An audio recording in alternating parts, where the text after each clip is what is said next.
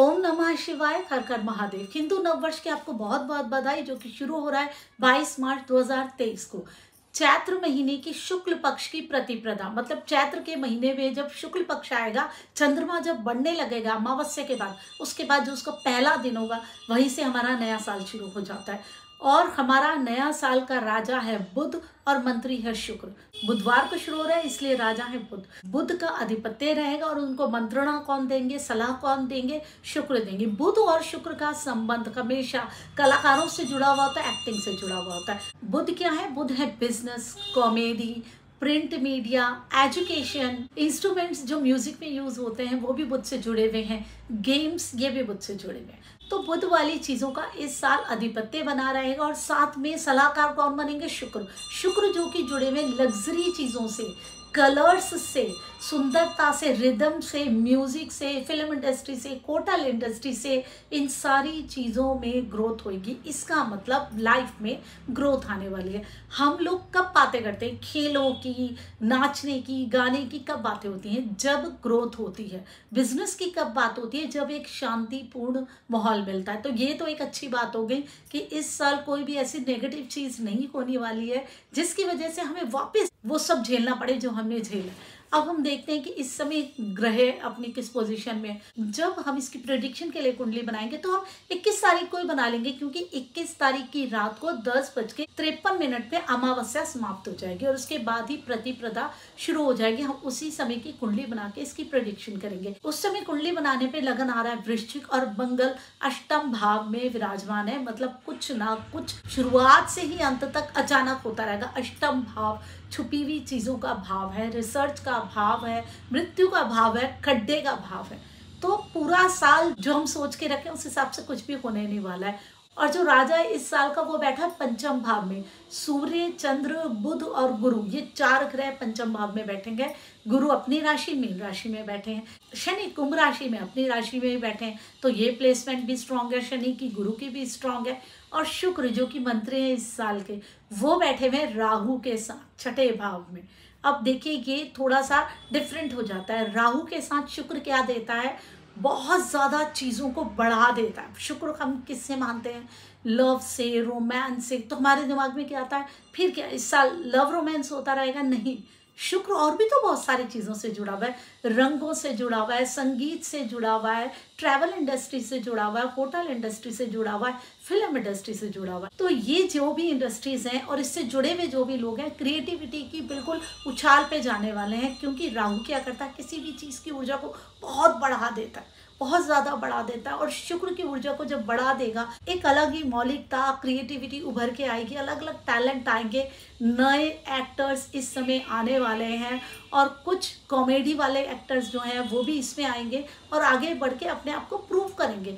Basically हम समझें तो ये मेहनत करने वाले जो लोग हैं, जो बिजनेस में मेहनत करने वाले हैं, या जो कलाकार हैं, अपने आप को प्रूव करना चाहते हैं, गेम्स में अपने आप को प्रूव करना चाहते हैं, उनके लिए बेनिफिशियल रहेगा। जब हम इसकी नवांश कुंडली बनाते हैं तो सूर्य का लगन बनता है। सूर्य भी वही है, चंद्रमा भी वही है। इसका मतलब सरकार अपने पूरे होल्ड में रहेगी, कंट्रोल में रहेगी। सूर्य मजबूत है और वापस सरकार अपनी पावर में आने वाली है। जो चीजें हमें लग रहा था कि छूटती जा रही है, लोग मान नहीं रहे सरकार की, नहीं, अब अपना हार्ड इम्पैक्ट दिखाने वाली है सरकार। और यही बात मैंने अपनी 1 जनवरी में जो मैंने बताई थी प्रेडिक्शंस, उसमें बताई थी, जो हमने केतु के हिसाब से निकाला था वो नया साल।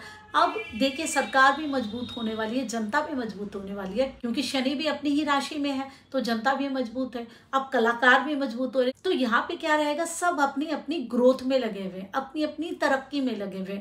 लेकिन एक नेगेटिव इम्पैक्ट ये आ जाता है कि नवांश में गुरु नीच के होके छठे भाव में आ गए केतु के साथ। गुरु नीच के होने का मतलब होता है लॉयल्टी की कमी, ईमानदारी की कमी। लोग आगे बढ़ने के लिए लॉयल्टी के बारे में नहीं सोचेंगे, अपने उसूलों के बारे में नहीं सोचेंगे, ग्रोथ के बारे में सोचेंगे। क्योंकि जो अभी समय आया है, आप सब जानते हैं, कोरोना पीरियड आया, क्या क्या नहीं देखा हम सब ने। तो अब लोगों को लगता है कि ये वाले समय का हमें लाभ लेना है। हम इन बातों में रह गए तो फिर वो समय आ गया, फिर ये समय ना मिला तो क्या होगा जीवन में। तो लोग अभी उन चीजों को छोड़ने लग गए, जिन रिश्तों में बंधे हुए थे, उसूलों में बंधे हुए थे। कहीं ना कहीं अपनी तरक्की के लिए उस चीज को छोड़ के लोग आगे बढ़ेंगे, क्योंकि क्योंकि छठे भाव में अगर कोई ग्रह नीच का होता है वहां भी वो बेनिफिट्स देने वाला बन जाता है। यहाँ पे गुरु नीच के होके लॉयल्टी को हटा के कहीं ना कहीं बेनिफिट देने वाले हैं। तो लोग अपनी ग्रोथ में ध्यान देंगे, अपने काम पे ध्यान देंगे और वक्त के हिसाब से, समय के हिसाब से चीजों को बदलते रहेंगे। ऐसा नहीं है कि एक डर्रे में चल रहे हैं, वो चीजें नहीं होंगी, भेड़ चाल नहीं होगी, चीजों को अलग तरीके से सोचा जाएगा।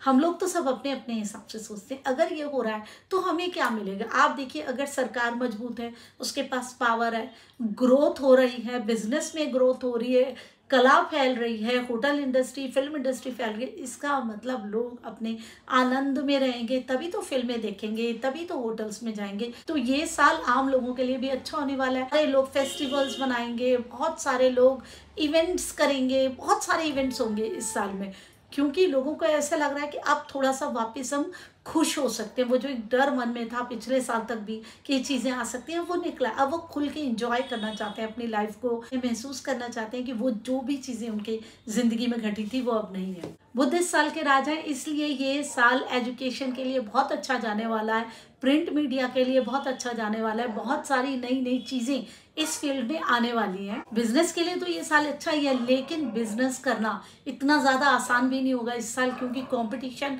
बहुत ज्यादा बढ़ जाएगा। लोग बहुत मेहनत करने वाले हैं। शनि अपनी राशि में है, जो कि ज्यादा मेहनत दे रहे हैं, जो कि लोगों को ज्यादा मेहनत करवा रहे हैं, ज्यादा श्रम करवा रहे हैं। तो लोग अपने आप को प्रूव करने के लिए, समय का लाभ उठाने के लिए बहुत मेहनत करने वाले हैं।